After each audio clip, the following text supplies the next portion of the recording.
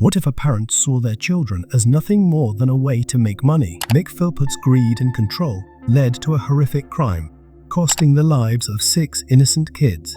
This is the shocking story of a father who put his own selfish desires above his children's lives. People often say that every child deserves a parent, but not every parent deserves a child.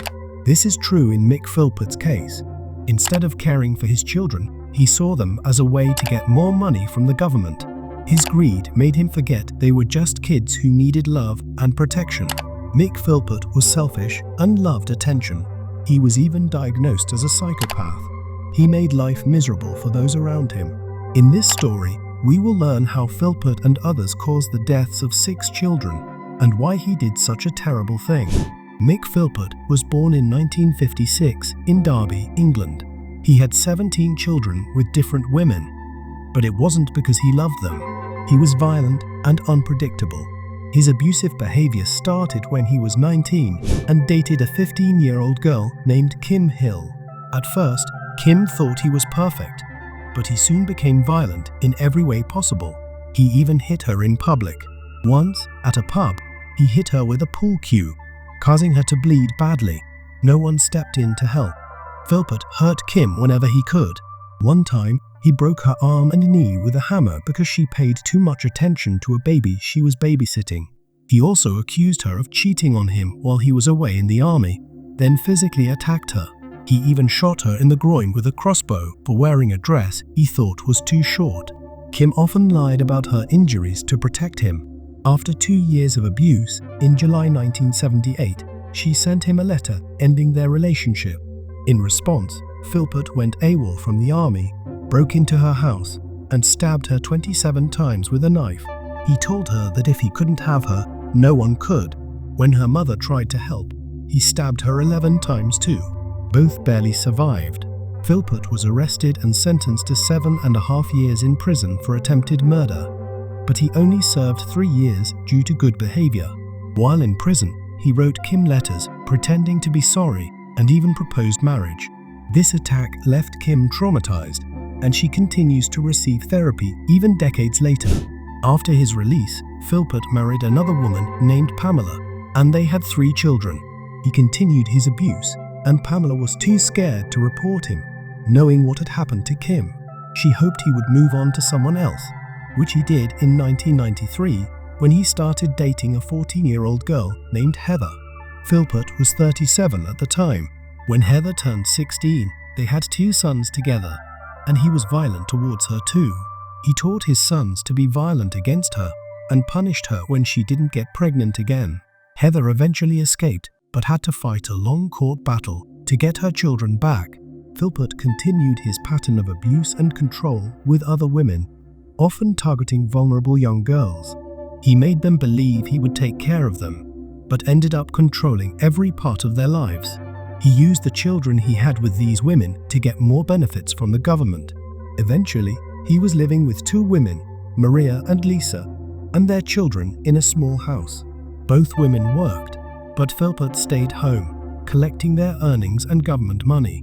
Philpott even went on TV shows like Asterix, the Jeremy Kyle show Asterix, to defend his lifestyle, saying he couldn't get a job because of his criminal record. He showed no remorse for his actions and only seemed to care about getting more money from the government. This is just a part of Mick Philpott's twisted story, where he manipulated and abused the women in his life, used his children for financial gain, and never took responsibility for his actions. People often thought Mick Philpott's wives and girlfriend got along well, but behind closed doors, their relationship was full of tension. Mick Philpott had a large family, and at one point, he wanted his wife, Mayre, to divorce him so he could marry his girlfriend, Lisa. Even though they lived together, Philpott was abusive to both women. In 2010, he was warned by the police for hitting Mayre and dragging her by her hair. And he also treated Lisa badly, hitting her with wood and throwing hot coffee at her. In February 2012, Lisa finally decided to leave him. She told Mayre she was taking the kids swimming, but instead moved to her sister's house to escape. For 3 months after Lisa left, Philpott was still angry and involved in a tough custody battle over their 5 kids. He, Mayre, and a friend named Paul Mosley came up with a terrible plan. They wanted to set fire to the house while the children were inside and blame Lisa for it. Philpott thought he could look like a hero by saving the children and use it to win the custody case, as well as get more government money and a bigger house. On May 11, 2012, at 4 a.m., they started the fire, but it spread much faster than they expected. 6 of Philpott's children died from the smoke. Jade, John, Jack, Jesse, and Jaden died at home, while their half-brother Dwayne passed away in the hospital 2 days later. Investigators found that the fire was started on purpose with gasoline poured through the letterbox. The community was shocked by the deaths of the children. Jade was only 10, and her teachers said she was very smart. John, 9, was always cheerful, while Jack, 7, was shy but sweet. Jesse, 6, was full of energy, and Jaden, 5, loved hugs. Dwayne, the oldest at 13, was known for being kind and protective of his siblings. At first, some neighbors thought Philpott really loved his children and even raised money for their funerals. But soon, police began to suspect Philpott. He acted oddly during the investigation, and at a press conference, his behavior made the police even more suspicious. Instead of showing normal grief, he seemed to enjoy the media attention. The police found evidence connecting Mick Philpott and Paul Mosley to the fire. They discovered a gas container and a glove near the house. Later, they found gasoline on clothes belonging to Philpott and Mosley. To gather more proof, the police placed a recording device in their car and hotel room. The recordings caught Philpott admitting it was his fault his children died and revealed other suspicious behavior. One recording had Philpott asking if Mosley and Mayre, his wife, were sticking to their story. It also captured Philpott watching Mayre perform an intimate act on Mosley, with Philpott praising her for doing it even though she didn't want to. The police believed this was part of Philpott's plan to keep Mosley loyal.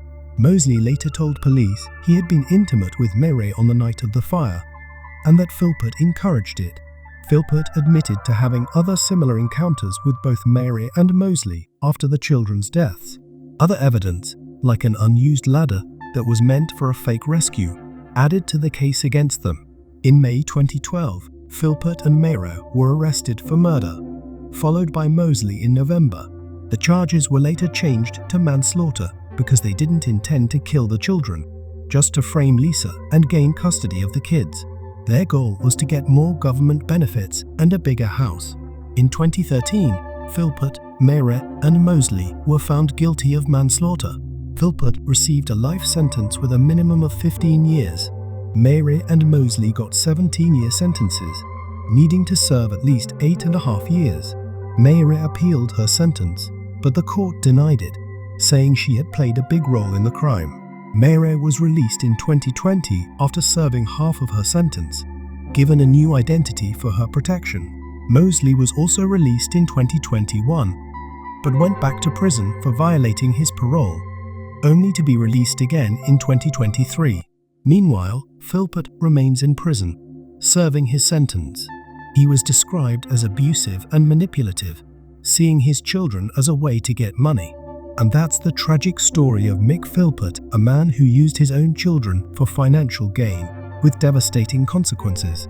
His greed and manipulation cost the lives of 6 innocent children, leaving a lasting impact on those who knew them. What do you think? Did Philpott and his accomplices receive the justice they deserved? Share your thoughts in the comments below. If you found this story compelling, be sure to like, subscribe, and hit the notification bell for more true crime stories.